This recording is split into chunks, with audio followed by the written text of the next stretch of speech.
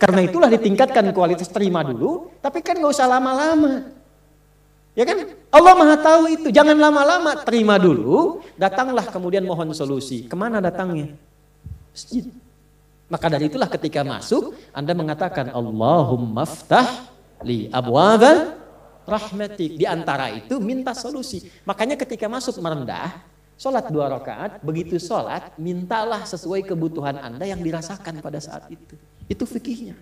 Nah kalau nggak tahu fikihnya, nanti itu nggak kepake, sayang, peluang hilang. Padahal mungkin itu cara Allah untuk bisa mengabulkan apa yang kita mohon. Jelas? Satu.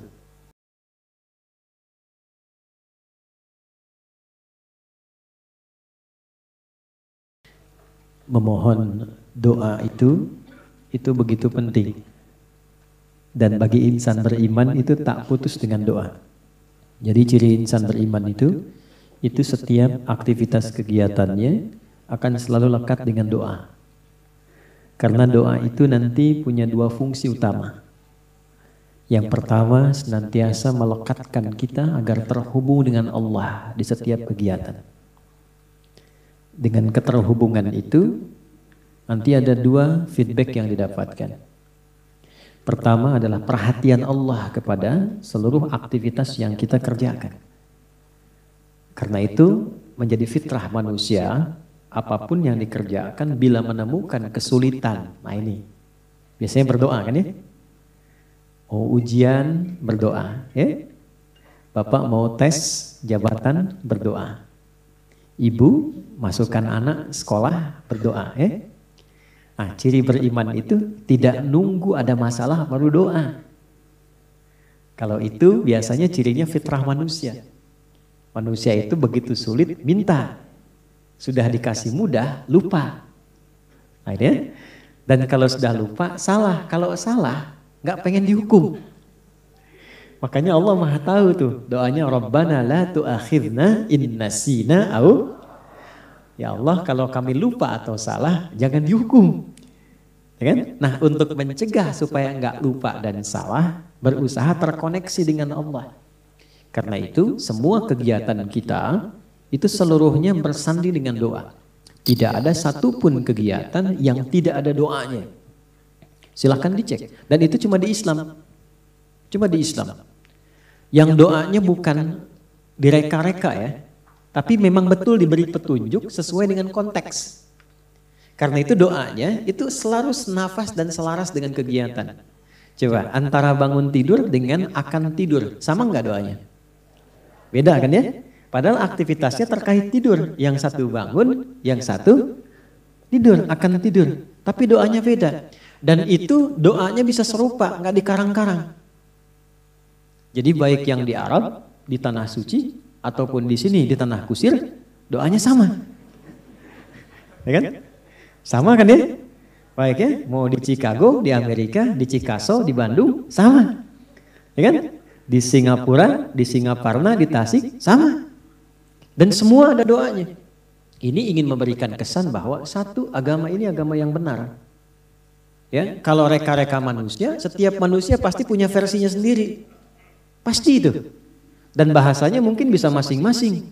Yang Padang pakai bahasa Padang, yang Betawi pakai bahasa Betawi. Tapi kok bisa semua doanya itu semua sama. Dan yang kedua dahsyatnya, itu sumbernya pun bisa diteliti dan menuju pada sosok yang sama. Yaitu dari Rasulullah Sallallahu Alaihi Wasallam. Semuanya tersambung. Ini menunjukkan bahwa agama ini benar, Rasulnya benar, kemudian pedomannya pun benar. Dan yang paling menarik, tidak ada satupun yang berdoa benar doanya, kecuali dia mendapatkan kesuksesan sesuai dengan konteks doanya.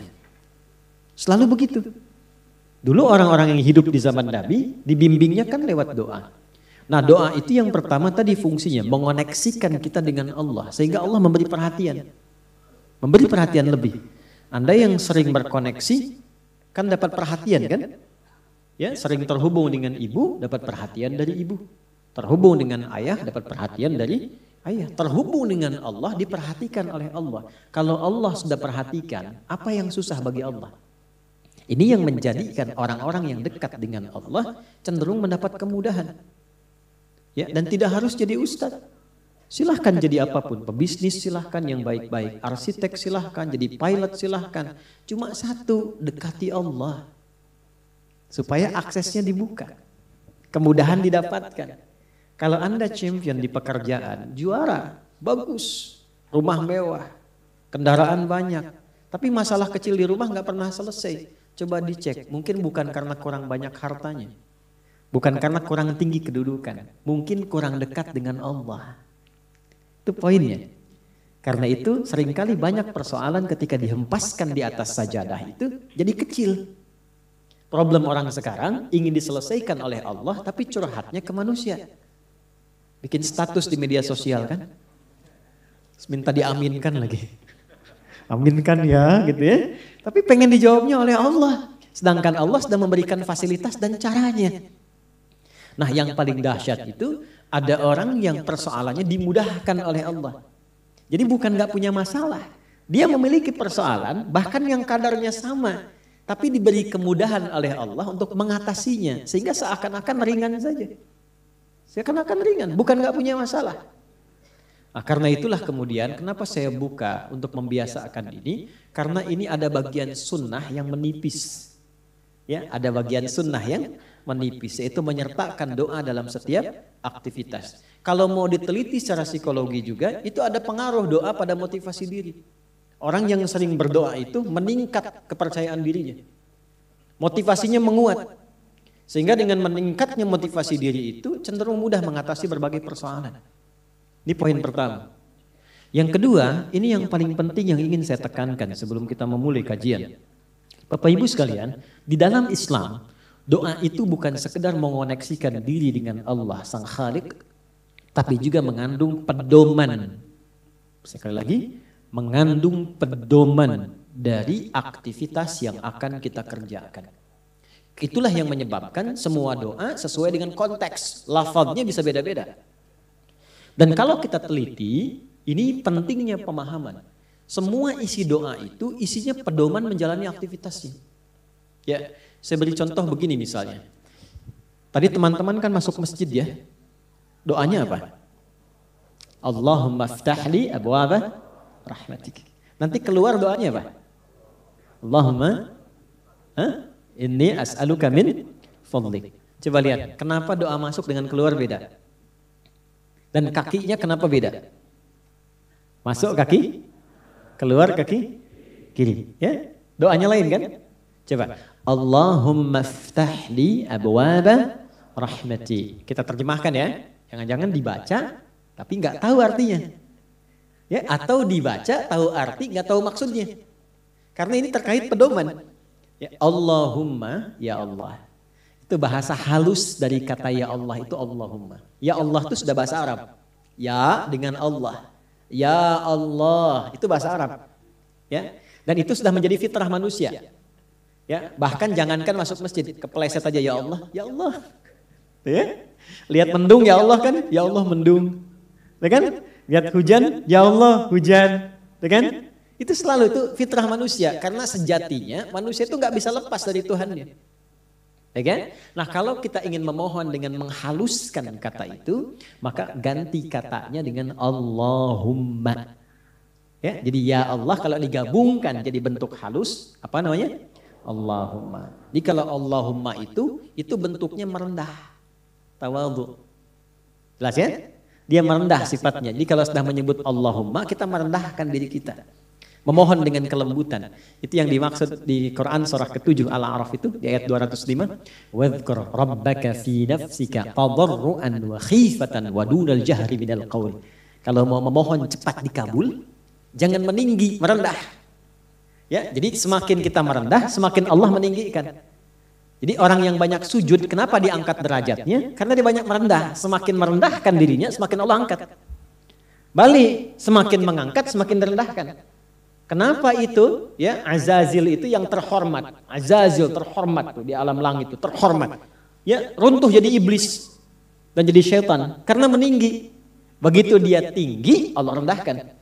Itu kan ada dialognya di Quran surah ke-7 kan, Al-A'raf ayat 12. Dibaca enggak Qurannya? Ya. Qala ma mana'aka alla tasjuda idh amartuk. Dia berkata, ana khairum minhu. Ya, qala ana khairum minhu, khalaqtani min narin wa khalaqtahu min tin.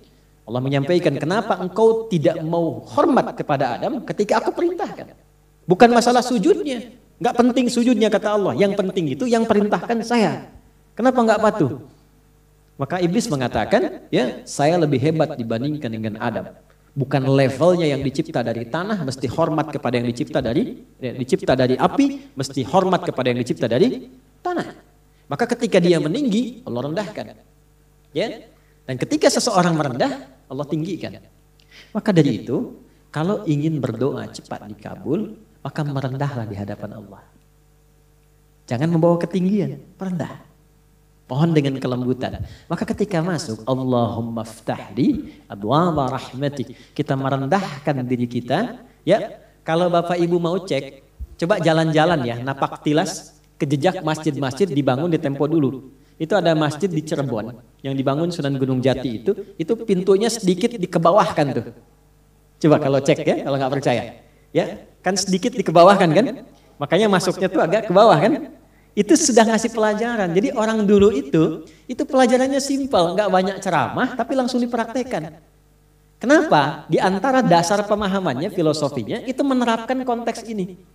Masuk dengan merendah, masuk ke rumah Allah kok meninggi. Kan?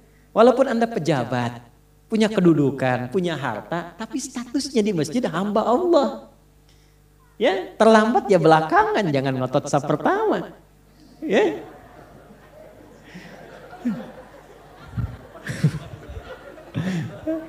Kalau ini udah duluan tadi, udah nyambut nih. Sama. Apalagi imam di kantor. Ya, di kantor boleh jadi imam, jadi direktur. Tapi jabatan di kantor jangan samakan dengan di masjid. Babnya ada lagi. Ya, dulu saya baru datang dari Tripoli itu, masuk pesantren, ada pejabat-pejabat itu yang tinggal pengen jadi imam. Karena merasa imam di kantor harus di masjid. Saya bilang bagus itu. Bagus. Cuman bacaannya agak kurang tepat. Sehingga telinga kadang sakit kalau dengar. Tuh kan? Saya tanya, Pak, kenapa nggak diperbaiki dulu bacaannya baru jadi imam? Justru kami jadi imam Ustadz supaya bisa diperbaiki. Saya bilang bagus itu Pak motivasinya. Jarang ada orang kayak Bapak itu. Luar biasa. Betul. Jangan direndahkan. Kan itu karena belum tahu, orang belum tahu diberitahu, bukan dimarahi. Ya, Pak, saya kasih jalan yang cepat supaya Bapak tetap jadi imam dan kualitas makin bagus. Wah, boleh Ustadz tuh. Bapak tetap jadi imam. Nanti sebelum sholat dicek dulu Pak bacaannya. Santri nanti saya siapkan. Insya Allah begitu naik jadi imam jadi lebih bagus. Betul itu Ustadz. Nah, sambil dicek Bapak ngimaminnya duhur dan asar dulu. Biar saya yang handle maghrib, isya sama subuh gitu kan. Tapi sepakat, yang penting kan gak turun status. Ya kan? Ya tetap imam.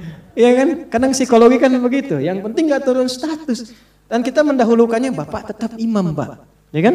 Nah imamnya zuhur dan asar. Alhamdulillah. Begitu maghrib, isya dan subuh kita gantian sama santri. Kualitas bacaan lebih dibagusin. Ya, begitu sudah bagus kita dorong, Pak silahkan coba maghrib. Gak usah lah ini aja yang udah ada. Nah, itulah dakwah. Itulah dakwah. Nah itu merendah. Nah Allahumma merendah. Iftahli, mohon bukakan untukku. Personal. Kenapa coba personal bukan iftahlana? Ya, gak ada orang masuk masjid dia sendiri Allahumma iftahlana, gak ada. Selalu iftahli. Saya belum pernah dengar orang masuk masjid Allahumma ftah lana, lana, gak ada. Tahli. Abwaaba rahmatik. Li kan untuk pribadi kan? Nah, kemudian yang kedua, yang ketiga Allahumma iftahli, yang ketiga abwaaba. Abwaaba itu jamak dari bab. Bab itu pintu. Kok bisa jamak pintunya? Saya tanya, ibu waktu masuk ke dalam masjid lewat satu pintu atau banyak pintu? Satu pintu, nggak ada ibu masuk balik lagi lewat sana lagi, balik nggak ada. Satu pintu. Kok bisa masuknya satu pintu, tapi mintanya banyak pintu? Abwaaba rahmatik.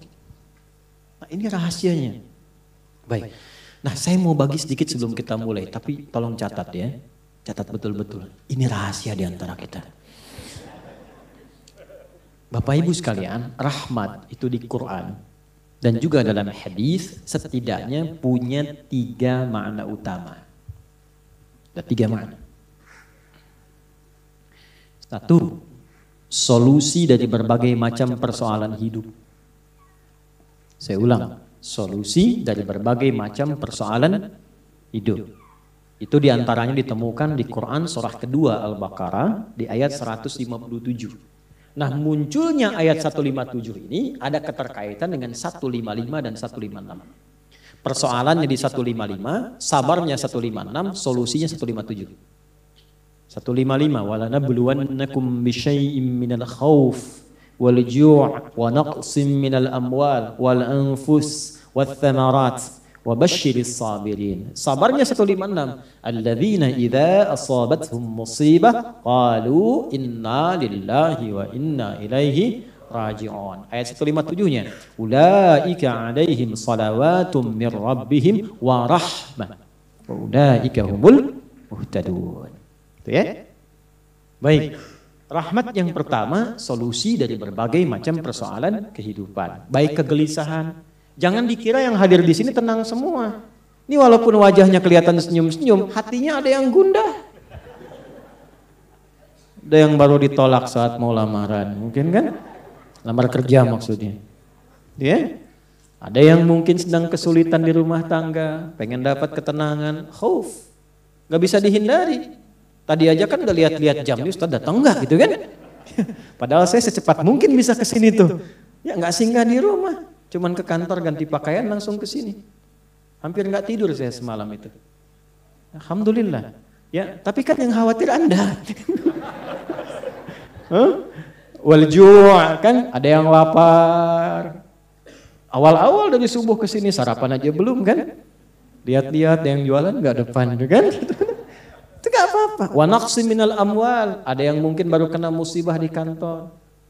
Proyek misalnya, ada yang nggak lulus. Ada utang belum dilunasi, cicilan masih nyari solusi. Ada yang demikian. Wal anfus, ada yang sakit, mungkin kerabatnya datang supaya cari wasilah. Allah kabulkan doanya. Ada yang ngejar ustadz supaya minta didoakan. Ada. Wathanarat, itu kalau buka mushaf diartikan buah-buahan. Itu sebetulnya bahasa kiasan. Cara bacanya, memahaminya dengan balaghah. Kalau baca terjemah nanti kurang nyambung. Kalau buah-buahan berarti yang diuji cuma tukang buah. Kang sayur tidak, ya itu cara bacanya pakai ilmu balaghah, pakai majaz. Maksudnya apa? Kalau buah itu kan didapatkan, dipanen saat mulai pertama kali merawat benih kan, nanam, dijaga dari hama. Tiba-tiba besoknya mau dipanen, malam-malam diambil orang. Antum yang ikut tender, kualifikasi antum yang jelas, tapi pengumuman orang lain yang ngambil. Itu maksudnya. Ada orang-orang yang kehilangan sesuatu setelah dia berusaha keras mendapatinya. Harusnya dia kok yang dapat orang. Saya mau tanya pada Anda. Biasanya kalau situasi begitu pelariannya kemana? Ya, cari yang paling kuat kan doa itu kan yang bisa memberi solusi kan. Doa itu kan minta. Nggak mungkin minta pada yang diduga nggak bisa ngasih. Dan puncak pemberian itu pada Sang Maha Pemberi, yaitu Allah, Wahhab, pemberi tanpa batas. Nah, Allah memberikan tempat-tempat spesial yang kalau minta hati lebih khusyuk. Beda antara minta di kendaraan di rumah dengan di tempat ini. Tempatnya lebih tenang, saat masuk saja suaranya sudah lain, aura sudah beda. Apa nama tempatnya? Masjid. Makanya Bapak Ibu masuk masjid ini rasanya sudah lain. Dengan rumah sendiri tenang mana dengan masuk masjid? Masjid. Masuk rumah semewah-mewahnya, tenangnya nggak sama dengan masuk masjid. Begitu dibuka tenang. Insya Allah. Baru masuk kalau punya masalah kadang-kadang sudah terasa dalam. Nangis kan sholat 2 rakaat. Nyender ke tembok, tidur aja. Tenang. Itu. Dulu di Jepang dulu begitu, ada cerita, kawan saya sedang cerita itu, kan tingkat bunuh dirinya tinggi karena stresnya tinggi. Ternyata kaya itu tidak menjamin bahagia. Maju tidak menjamin bahagia, kan negara maju. Tapi indeks kebahagiaannya belum tentu didapatkan maksimal. Bunuh dirinya banyak, Pak. Saya pernah lewat satu tempat itu yang tiap hari selalu ada 1 sampai 3 orang bunuh diri di situ. Itu masih biasa Ustaz. Ada satu tempat X lah, saya tidak sebutkan, ya, X. Itu tiap hari mayat bergeletak di mana aja. Sampai akhirnya wali kotanya punya ide, tapi ini nggak harus ditiru. Nyari solusi yang belum kedapati. Dibikin satu tempat di lokalisasi. Kalau mau bunuh diri di sini aja. Waktunya diatur. Jam 9 sampai jam 11, jam 2 sampai jam 3. Kalau lewat situ datang, tunda besok. Diatur. Ini kisah nyata, satu kali ada orang kemudian pengen datang ke situ ketemu sama orang Islam. Mau kemana Pak? Bahasa kita lah, bunuh diri katanya. Jam berapa? Jam 1. Ini kan belum. Belum, ikut saya aja dulu. Takut terlambat nih, bener. Takut terlambat. Nanti kalau Anda merasa rugi, saya ganti apapun itu. Akhirnya ikut. Begitu ikut dibawa ke masjid, ya Allah. Dibawa ke masjid.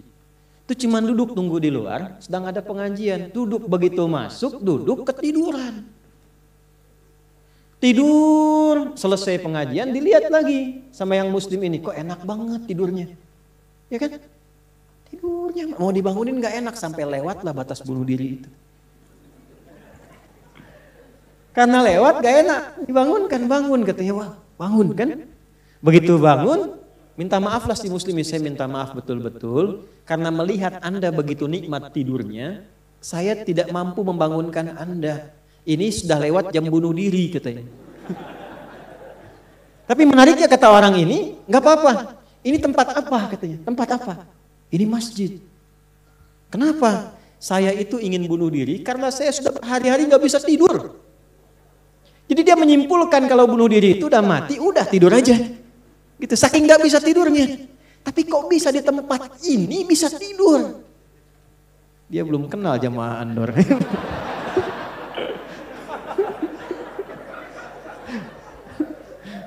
Tidur. Maka diperkenalkanlah dengan masjid. Masjid. Masuk Islam Pak. Asyhadu an la ilaha illallah, asyhadu anna Muhammad Rasulullah. Itu cuman numpang istirahat samping masjid, masuk Islam. Asbabnya tidur. Tuh. Orang ketiduran masuk Islam. Habis masuk Islam jadi rajin. Ada orang sudah muslim. Masuk masjid banyak tidurnya.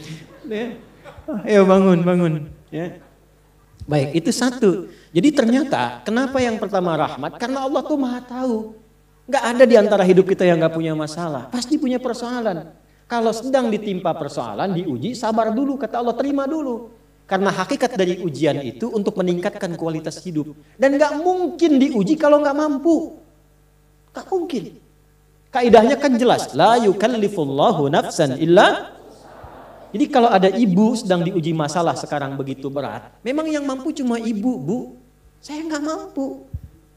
Karena saya nggak mampu, saya nggak diuji. Maka berbahagialah ketika Allah lebih memilih ibu dibandingkan dengan saya. Sabar dulu, dan hikmahnya apa? Ada nanti sesuatu yang besar di depan, yang butuh kesabaran lebih. Kalau yang sekarang nggak lulus, ke depan itu sulit untuk dihadapi. Karena itulah ditingkatkan kualitas terima dulu, tapi kan nggak usah lama-lama. Ya kan? Allah maha tahu itu. Jangan lama-lama, terima dulu. Datanglah kemudian mohon solusi. Kemana datangnya? Masjid. Maka dari itulah ketika masuk, Anda mengatakan Allahumma ftah li abwaba rahmatik. Di antara itu minta solusi. Makanya ketika masuk merendah, sholat 2 rakaat, begitu sholat, mintalah sesuai kebutuhan Anda yang dirasakan pada saat itu. Itu fikihnya. Nah kalau nggak tahu fikihnya, nanti itu nggak kepake, sayang, peluang hilang. Padahal mungkin itu cara Allah untuk bisa mengabulkan apa yang kita mohonkan. Jelas? 1. 2, itu ampunan dari dosa yang sudah berlebih. Namanya israf. Quran surah ke-39 Az-Zumar di ayat ke-53. Qul ya ibadiyalladzina asrafu ala anfusihim la taqnatu mir rahmatillah. Innallaha yaghfirudz dzunuba jami'a. Duhai hambaku, tuh masih disebut hamba. Siapa di antara kita di sini yang merasa tidak punya dosa? Boleh angkat tangan. Boleh, silakan. Saya selesai pulang. Pasti setiap kita merasa itu. Dan tidak sedikit orang-orang yang ingin taubat itu mencari tempat. Nah, tidak ada tempat yang paling ideal kecuali ke masjid. Kalaupun nggak ada orang, nggak apa-apa. Datang masuk. Masuk Pak. Mungkin yang menghambat rezeki itu dosa. Yang menghambat perbuatan belum bisa jadi baik, dosa. Ya, mohon maaf, dengan berbagai jenisnya. Dengan berbagai jenisnya. Maka yang terbaik apa? Datang ke masjid. Datang ke masjid. Ya. Ini kisah nyata di masa lalu. Makanya sering baca tuh yang baik-baik lah, kisah salafus saleh, orang-orang saleh di masa lalu. Ada seorang hamba rajin salatnya. Ini sahih riwayatnya, sahih. Rajin salat. Tapi yang menarik tertuliskan, ya, ketika malaikat itu mendapat informasi, di aras tertuliskan. Ini termasuk bagian dari ahli neraka. Tapi salat. Perhatikan ya, perhatikan. Ini nanti terkait juga dengan hadis, kalau Anda baca Al-Arba'in, nomor hadis yang keempat itu. Ya, terkait dengan bab takdir. Bagaimana kemudian ikhtiar seorang hamba itu, ya, menjadikan ia berubah dari salah menjadi soleh. Dan sangat dicintai oleh Allah. Oke? Maka apa yang terjadi?